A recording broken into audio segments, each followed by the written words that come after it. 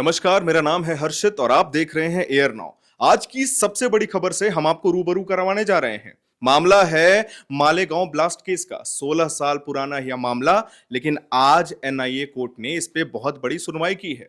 NIA court ने प्रज्ञा सिंह ठाकुर समेत 7 आरोपियों को सबूत के अभाव पर बरी कर दिया है। लेकिन सबसे बड़ा प्रश्न चिन्ह यहां यह उठता है कि अगर प्रज्ञा सिंह ठाकुर का बाइक नहीं था तो यह बाइक किसका था? आरडीएक्स कहां से आया? और जो 6 लोग मारे जाते हैं, अब उनको न्याय कैसे मिलेगा? आज हम न्यूज रूम में उपस्थित हैं और हमारे साथ हमारे सहयोगी अशित जी मौजूद हैं। इनसे हम बात करेंगे और पूछेंगे कि इस खबर पर सबसे लेटेस्ट अपडेट क्या है। अशित जी, क्या अपडेट आ रही है? पहले तो आपकी जो सवाल है उस सवाल को ही थोड़ा सा कंटिन्यू किया जाए कि प्रज्ञा ठाकुर मामले में प्रज्ञा ठाकुर और वो जो समेत जो 7 आरोपी थे आज बरी कर दिए गए स्पेशल कोर्ट में। लेकिन सबसे बड़ी चीज़ यही है कि हम एक को न्याय तो हो गया चलिए इन 7 आरोपियों के साथ, लेकिन ये भी तो ढूंढा जाना चाहिए कि उस दिन जो घटना हुई वो किया कौन। ये तो हमारे प्रशासन पर एक सवाल तो है ना कि किया कौन, वो कहाँ गया, क्योंकि आरोप इन पर लगा, इन्होंने नहीं किया तो किसने किया। चलिए अब थोड़ा अपडेट पे आते हैं। मालेगांव ब्लास्ट में 7 आरोपी थे। सातों आरोपी को आज बरी कर दिया गया है। इसमें मुख्य जो नाम, क्योंकि वो भाजपा से सांसद थी, साध्वी प्रज्ञा जी। और ये मामला जो है सो मालेगांव में 29 सितंबर 2008 को हुआ था। इसमें 6 लोग मारे गए थे और 100 लोग घायल भी हुए थे। करीब 17 साल बाद इस फैसले में जज जो ये फैसला सुनाए थे, जज AK लाहोटी ने कहा कि जांच एजेंसी आरोप साबित नहीं कर पाई, ऐसे में आरोपियों को संदेह का लाभ मिलना चाहिए। तो उसी लाभ को उठा रहे हैं ये लोग और आज जो है इन लोगों को बरी कर दिया। इस केस में बताते हैं कि क्या कुछ हुआ था। इस केस का फैसला 8 मई 2025 को होने वाला था, लेकिन इसे एक्सटेंड कर दिया गया। लेकिन फिर कोर्ट 31 जुलाई तक इसको एक्सटेंड किया गया था।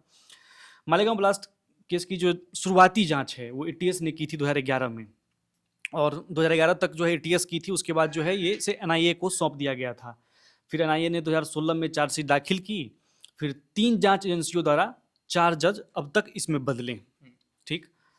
और इसमें जो और मैं अपडेट आपको बताता हूँ, 2000 अभी जो इनका बयान आया है इस मामले के बाद, जो है सभी लोगों का बयान आया है। इसमें जो एक पुरोहित हैं, उन्होंने कहा कि ये सब जो है एनसीपी और कांग्रेस की साजिश के तहत ये सब किया गया था।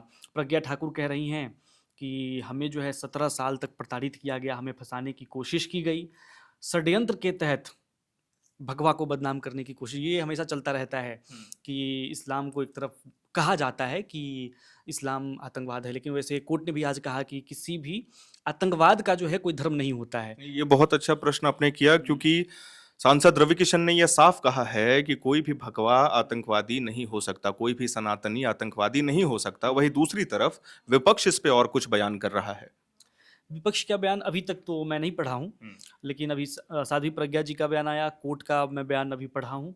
हो सकता है कि अभी हो रहा हो तो, लेकिन राहुल, ऐसा मुझे मुझे ऐसी सूचना मिली, मैं कहीं पढ़ रहा था अभी कि राहुल गांधी बोले हैं कि ये सब जो है फैसला वगैरह सब मुद्दे से भटकाने की बात हो रही है।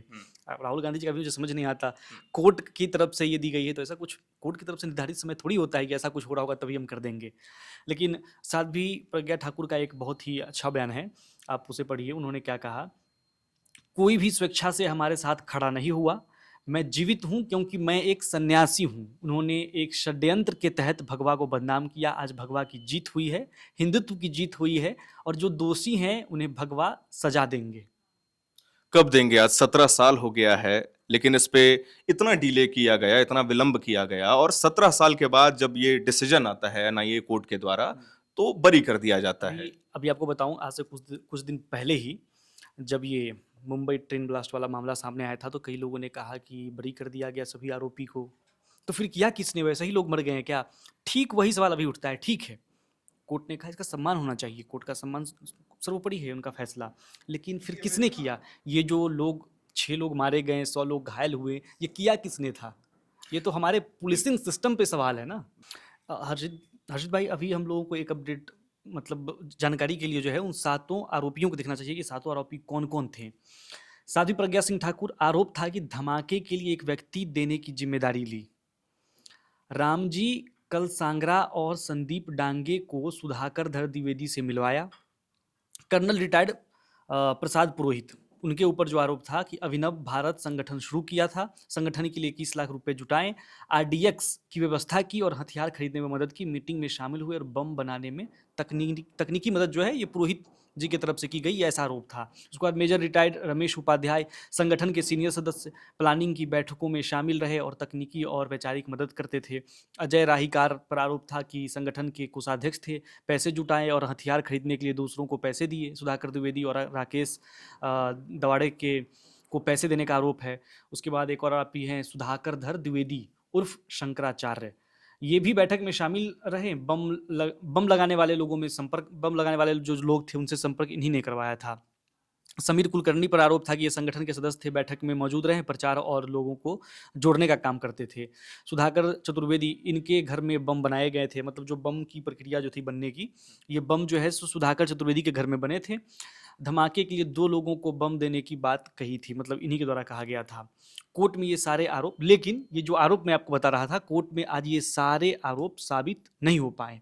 और जो आप सवाल उठा रहे हैं वही सवाल है कि ये तो एजेंसियों पर सवाल है, हमारे देश की इतनी बड़ी एजेंसी है, लेकिन सवाल है कि नहीं साबित, फिर किसने किया ये तो पता चलना चाहिए। सवाल तो ये उठना चाहिए आखिरी में। बिल्कुल, जैसा आपने कहा कि बिल्कुल सही बात कही आशीष जी ने कि सवाल तो हैं लेकिन इसका जवाब अभी वर्तमान में एनआईए कोर्ट के पास नहीं है। हम यही दरख्वास्त करेंगे और इस खबर से जितना भी लाइव अपडेट होगा आपके सामने लाते रहेंगे। उम्मीद करता हूं कि आपको यह जानकारी पसंद आई होगी।